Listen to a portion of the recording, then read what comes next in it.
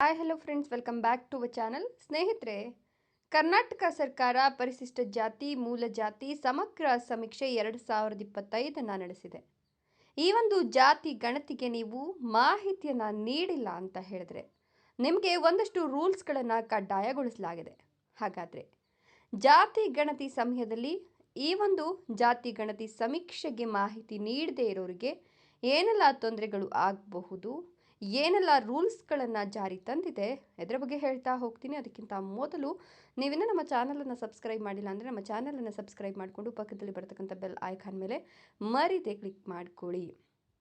ಹೌದು, ಜಾತಿ ಗಣತಿ ಸಮೀಕ್ಷೆಯಲ್ಲಿ ಪಾಲ್ಗೊಳ್ಳೋದು ಕಡ್ಡಾಯ ಅಲ್ಲ ಅಂತ ಹೈಕೋರ್ಟ್ ಆದೇಶವನ್ನು ನೀಡಿತ್ತು. ಹೀಗಾಗಿ ಕೆಲವರು ತಮ್ಮ ವೈಯಕ್ತಿಕ ಮಾಹಿತಿನ ಹಂಚಿಕೊಳ್ಳಿಕ್ಕೆ ಇಷ್ಟಪಡದೆ ಸಮೀಕ್ಷೆಯಲ್ಲಿ ಪಾಲ್ಗೊಂಡಿರಲಿಲ್ಲ.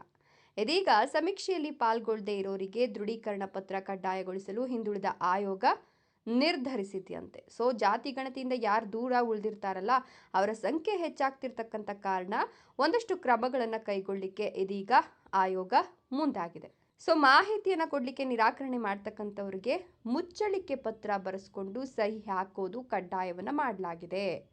ಸಮೀಕ್ಷೆಯಲ್ಲಿ ಪಾಲ್ಗೊಳ್ಳದೆ ಇರೋದ್ರಿಂದ ಸಮೀಕ್ಷೆ ಅಪೂರ್ಣ ಅಂತ ಹೇಳೋ ಸಾಧ್ಯತೆ ಇರೋದ್ರಿಂದ, ಈ ಜಾತಿ ಗಣತಿಯು ವಿಫಲ ಅಂತ ಬಿಂಬಿಸುವ ಸಾಧ್ಯತೆ ಇರೋದ್ರಿಂದ ಎಲ್ಲ ಕಡೆನೂ ಕೂಡ ಸಮೀಕ್ಷೆ ಆಗಿದೆ ಅಂತ ದೃಢೀಕರಿಸಲಿಕ್ಕೆ ಮುಚ್ಚಳಿಕೆಯನ್ನು ಬರೆದು ಸಹಿಯನ್ನು ಹಾಕಿಸ್ಕೊಳ್ಳಿಕ್ಕೆ ಸರ್ಕಾರ ಇದೀಗ ನಿರ್ಧಾರವನ್ನು ಮಾಡಿದ್ಯಂತೆ. ಅಂದರೆ ಯಾರು ಸಮೀಕ್ಷೆಯಲ್ಲಿ ಪಾಲ್ಗೊಳ್ಳಿಕ್ಕೆ ಇಷ್ಟಪಡೋದಿಲ್ವೋ ಅಂಥವರು ನಮಗೆ ಈ ಸಮೀಕ್ಷೆಯಲ್ಲಿ ಪಾಲ್ಗೊಳ್ಳೋಕೆ ಇಷ್ಟ ಇಲ್ಲ, ನಾವು ನಮ್ಮ ಮಾಹಿತಿಯನ್ನು ಕೊಡಲಿಕ್ಕೆ ಆಗೋದಿಲ್ಲ ಅಂತ ಹೇಳಿಬಿಟ್ಟು ಬರೆದುಬಿಟ್ಟು ಸಹಿಯನ್ನು ಹಾಕಿಕೊಟ್ರೆ ಈ ಸಮೀಕ್ಷೆ ಪೂರ್ಣ ಆದಂತೆ ಲೆಕ್ಕ ಅಂತೆ. ಹೀಗಾಗಿ ಈ ಒಂದು ಪ್ಲಾನನ್ನು ಇದೀಗ ಆಯೋಗ ಮಾಡಿದೆ. ಬಟ್ ಇದು ಎಷ್ಟು ಮಟ್ಟಿಗೆ ವರ್ಕೌಟ್ ಆಗುತ್ತೋ ಗೊತ್ತಿಲ್ಲ. ಇದರ ಬಗ್ಗೆ ನಿಮ್ಮ ಅನಿಸಿಕೆ ಅಭಿಪ್ರಾಯಗಳನ್ನು ಕಮೆಂಟ್ ಮಾಡಿ. ವಿಡಿಯೋ ಇಷ್ಟ ಆದರೆ ಲೈಕ್ ಕೊಟ್ಟು ಶೇರ್ ಮಾಡಿ. ತಪ್ಪದೆ ನಮ್ಮ ಚಾನಲನ್ನು ಸಬ್ಸ್ಕ್ರೈಬ್ ಮಾಡ್ಕೊಳ್ಳಿ. Thank you.